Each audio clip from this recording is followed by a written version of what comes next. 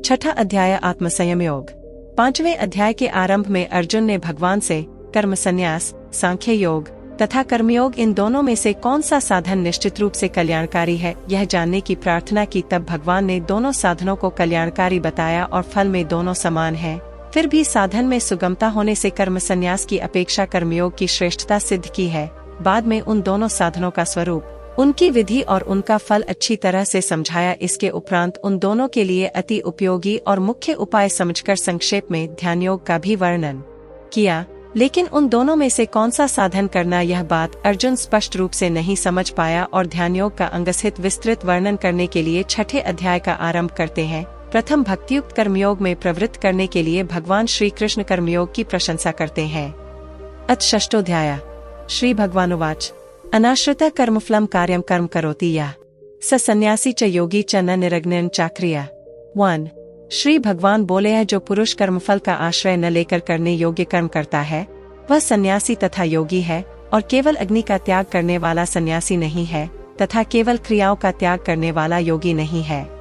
यम सन्यासमिति प्राहुर्योगंतम विद्धि पांडव न ह्यसन्यस्त संकल्पो योगी भवति कश्चन। 2।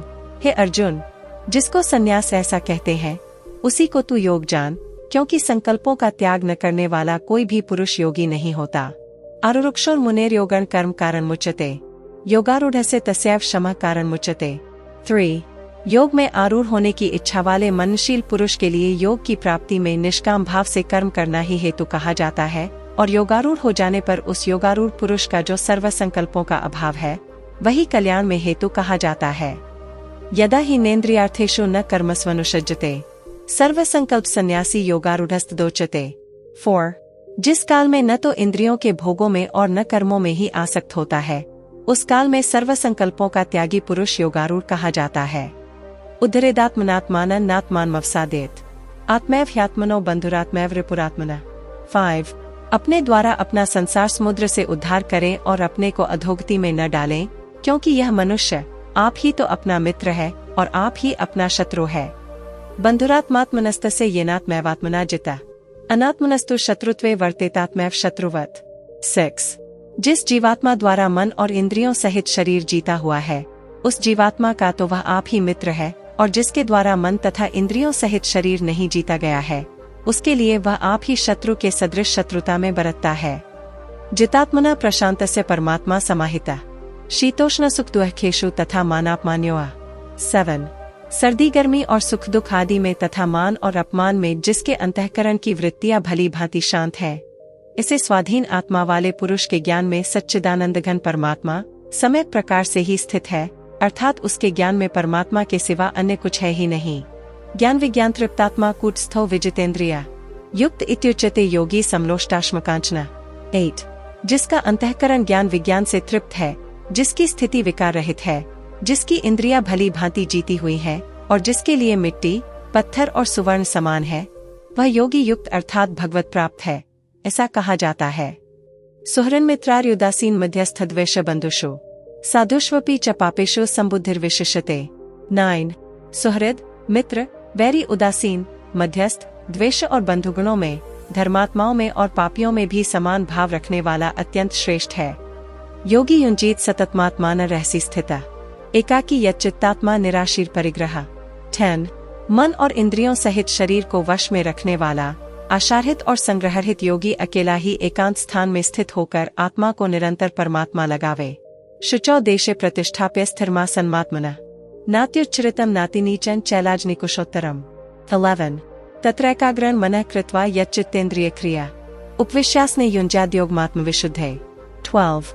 शुद्ध भूमि में जिसके ऊपर क्रमशः कुशा, मृगछाला और वस्त्र बिछे हैं, जो न बहुत ऊंचा है न बहुत नीचा, इसे अपने आसन को स्थिर स्थापन करके उस आसन पर बैठकर चित्त और इंद्रियों की क्रियाओं को वश में रखते हुए मन को एकाग्र करके अंतःकरण की शुद्धि के लिए योग का अभ्यास करे।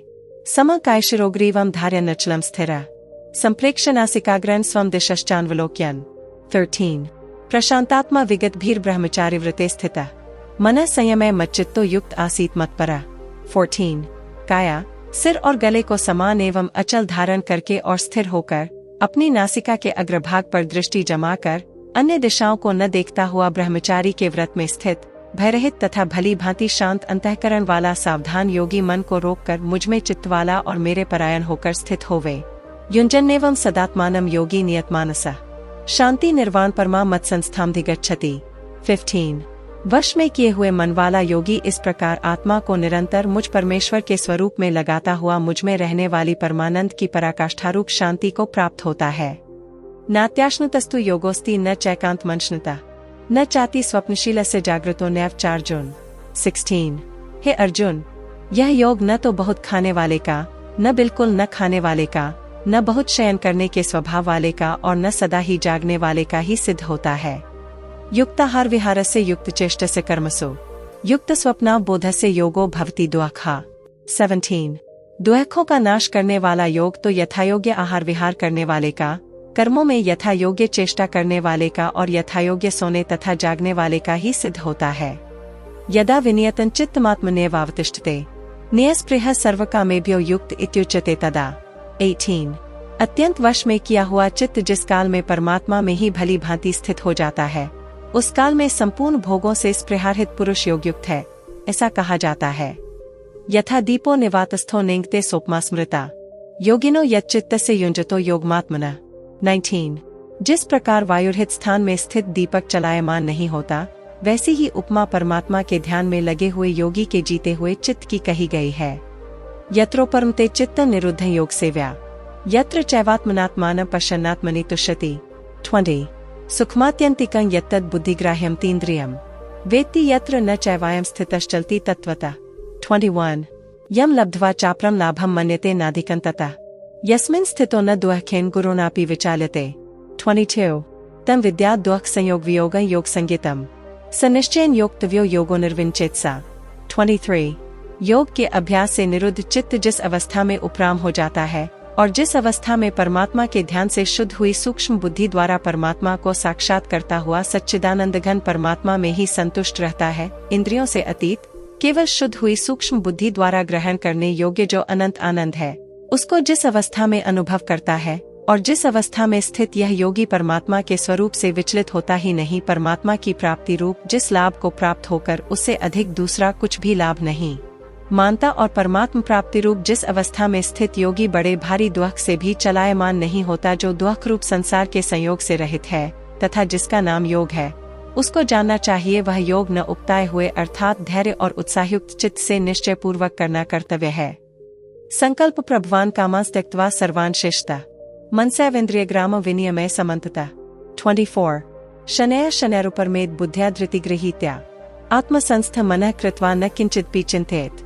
25 संकल्प से उत्पन्न होने वाली संपूर्ण कामनाओं को निःशेष रूप से त्याग कर और मन के द्वारा इंद्रियों के समुदाय को सभी ओर से भली भांति रोककर क्रम से अभ्यास करता हुआ उपरति को प्राप्त हो तथा धैर्ययुक्त बुद्धि के द्वारा मन को परमात्मा में स्थित करके परमात्मा के सिवा और कुछ भी चिंतन न करे।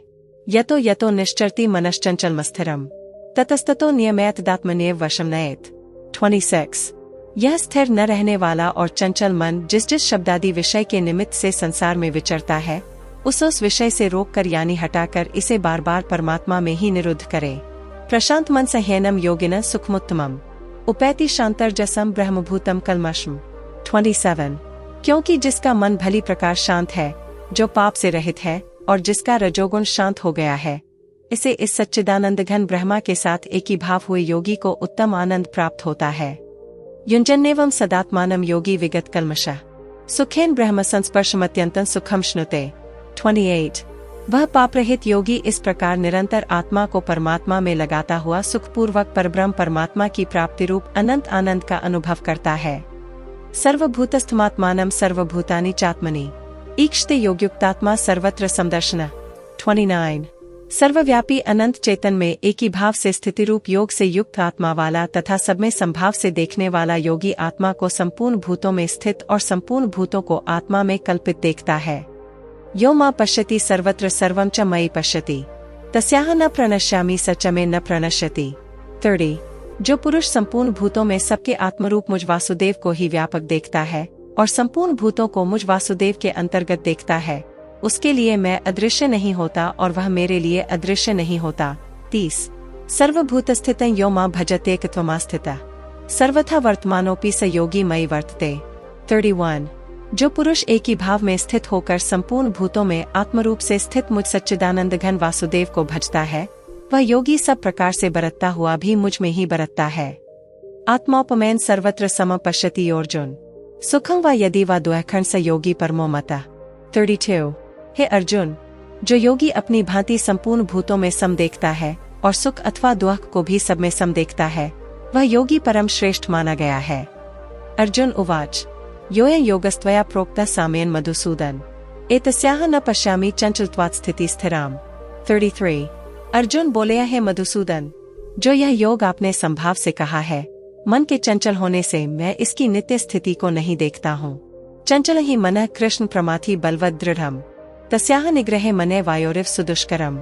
34 क्योंकि हे श्री कृष्ण, यह मन बड़ा चंचल प्रमथन स्वभाव वाला, बड़ा दृढ़ और बलवान है, इसलिए उसका वश में करना मैं वायु को रोकने की भांति अत्यंत दुष्कर मानता हूँ।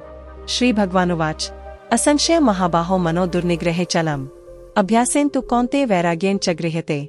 35 श्री भगवान बोले हे महाबाहो, निःसंदेह मन चंचल और कठिनता से वश में होने वाला है, परंतु हे कुंती पुत्र अर्जुन, यह अभ्यास और वैराग्य से वश में होता है। असंयतात्मना योगो दुष्प्राप इति में मतिया वश्यात्मना तु यत्ता शक्यो वाप्तुमुपायता। 36 जिसका मन वश में किया हुआ नहीं है, ऐसे पुरुष द्वारा योग दुष्प्राप्य है, और वश में किए हुए मन वाले प्रयत्नशील पुरुष द्वारा साधन से उसका प्राप्त होना सहज है, यह मेरा मत है। अर्जुन उवाच ऐतिया श्रद्धयोपेतो योगाचलित मानसा अप्राप्य योग संसिद्धि का गति कृष्ण गच्छति। 37 अर्जुन बोले हे श्री कृष्ण, जो योग में श्रद्धा रखने वाला है किंतु संयमी नहीं है, इस कारण जिसका मन अंतकाल में योग से विचलित हो गया है, ऐसा साधक योग की सिद्धि को अर्थात भगवत साक्षात्कार को न प्राप्त होकर किस गति को प्राप्त होता है। कच्चिन्नोभ्य विभ्रष्टश्चिन्ना भ्रमिव नश्यति अप्रतिष्ठो महाबाहो विमूढ़ो ब्रह्मणः पथि। 38 हे महाबाहो, क्या वह भगवत प्राप्ति के मार्ग में मोहित और आश्रय रहित पुरुष छिन्न भिन्न बादल की भांति दोनों ओर से भ्रष्ट होकर नष्ट तो नहीं हो जाता? एतन्मे संशयम कृष्ण छेद तुमर्हस्य शिष्टा त्वदन्य संशयस्या से छेदता न ही उपपद्यते। 39 हे श्री कृष्ण, मेरे इस संशय को संपूर्ण रूप से छेदन करने के लिए आप ही योग्य है, क्योंकि आपके सिवा दूसरा इस संशय का छेदन करने वाला मिलना संभव नहीं है। श्री भगवानुवाच पार्थ नैवह नामुत्र विनाशस्तस्य विद्यते न ही कल्याणकृत कश्चित दुर्गति तात गच्छति। 40 श्रीमान भगवान बोले हे पार्थ, उस पुरुष का न तो इस लोक में नाश होता है और न परलोक में ही, क्योंकि हे प्यारे, आत्मोद्धार के लिए अर्थात भगवत प्राप्ति के लिए कर्म करने वाला कोई भी मनुष्य दुर्गति को प्राप्त नहीं होता। प्राप्य पुण्यकृता लोकानुषित्वा शाश्वतीया समाः शुचिना श्रीमता गेह योगभ्रष्टोभिजायते। 41 योगभ्रष्ट पुरुष पुण्यवानों लोकों को अर्थात स्वर्गादि उत्तम लोकों को प्राप्त होकर उनमें बहुत वर्षों तक निवास करके फिर शुद्ध आचरण वाले श्रीमान पुरुषों के घर में जन्म लेता है। अथवा योगिनामेव कुले भवति धीमताम एतद्धि दुर्लभतरम लोके जन्म यदीदृशम। 42 अथवा वैराग्यवान पुरुष उन लोकों में न जाकर ज्ञानवान योगियों के ही कुल में जन्म लेता है, परंतु इस प्रकार का जो यह जन्म है सो संसार में निःसंदेह अत्यंत दुर्लभ है। तत्र तम बुद्धि संयोग लभते पौर्वदेहिकम यत्ते च ततो भूय संसिद्धौ कुरुनंदन। 43 वहाँ उस पहले शरीर में संग्रह किए हुए बुद्धि संयोग को अर्थात राम बुद्धि रूप योग के संस्कारों को अनायास ही प्राप्त हो जाता है, और हे कुरुनंदन, उसके प्रभाव से वह फिर परमात्मा की प्राप्ति रूप सिद्धि के लिए पहले से भी बढ़कर प्रयत्न करता है। पूर्वाभ्यासेन तेनैव ह्रियते ह्यवशोऽपि जिज्ञासुरपि योगस्य शब्द ब्रह्माति वर्तते। 44 वह श्रीमानों के घर जन्म लेने वाला योग भ्रष्ट पराधीन हुआ भी उस पहले के अभ्यास से ही निःसंदेह भगवान की ओर आकर्षित किया जाता है, तथा संबुद्धि रूप योग का जिज्ञासु भी वेद में कहे हुए सकाम कर्मों के फल को उल्लंघन कर जाता है। प्रयत्नाद्यात्मानस्तु योगी संशुद्ध किल्बिषः अनेक जन्म संसिद्धस्ततो याति परांगतिम। 45 परंतु प्रयत्न पूर्वक अभ्यास करने वाला योगी तो पिछले अनेक जन्मों के संस्कार बल से इसी जन्म में संसिद्ध होकर संपूर्ण पापों से रहित हो फिर तत्काल ही परम गति को प्राप्त हो जाता है। तपस्विभ्योऽधिको योगी ज्ञानिभ्योऽपि मतोऽधिकः कर्मिभ्यश्चाधिको योगी तस्माद्योगी भवार्जुन। 46 योगी तपस्वियों से श्रेष्ठ है, शास्त्र ज्ञानियों से भी श्रेष्ठ माना गया है, और सकाम कर्म करने वालों से भी योगी श्रेष्ठ है। इससे हे अर्जुन तू योगी हो। योगिनांपि सर्वेषां मद्गतेनांतरात्मना श्रद्धावान भजते यो मां समय युक्तत्मो मतः। 47। संपूर्ण योगियों में भी जो श्रद्धावान योगी मुझमें लगे हुए अंतरात्मा से मुझको निरंतर भजता है, वह योगी मुझे परम श्रेष्ठ मान्य है। तत्सदिति श्रीमद् भगवद गीता सुपनिषत्सु ब्रह्मविद्यायां योगशास्त्रे श्रीकृष्णार्जुन संवादे आत्मसंयम योगो नाम षष्ठोऽध्याय 6। इस प्रकार उपनिषद, ब्रह्मविद्या तथा योगशास्त्र रूप श्रीमद् भगवद गीता के श्री कृष्ण अर्जुन संवाद में आत्मसंयम योग नामक छठा अध्याय संपूर्ण हुआ।